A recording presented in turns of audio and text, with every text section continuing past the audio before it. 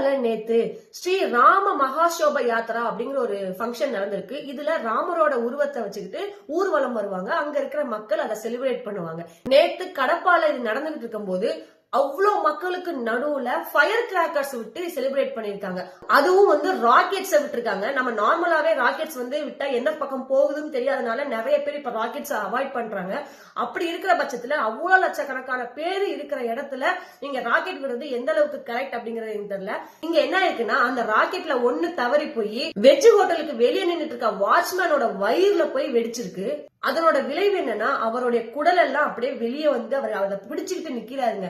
அந்த பிக்சரை கூட நம்மளால பார்க்க முடியல, அவ்வளவு கொடூரமா இருக்கு. அதுக்கப்புறம் அங்க இருக்கிற போலீஸ் எல்லாம் அவரை ஹாஸ்பிட்டல் தூக்கிட்டு போயிட்டாங்க. இப்ப அறுவை சிகிச்சை பண்ணிட்டு இருக்காங்க. அவர் நல்லபடியா குணமாயி வரணும் அப்படிங்கறத எல்லாருடைய பிரேயர்ஸாவும் இருக்கு. கிராக்கர்ஸ் போடுறதுக்கு ஒரு சேஃப்டியும் ஒரு லிமிட்ஸும் இருக்கு. இப்படி கும்மலா நகர முடியாத இடத்துல கிராக்கர்ஸ் போடும்போது போடுறவங்களுக்கே அது சேஃப்டி கிடையாது.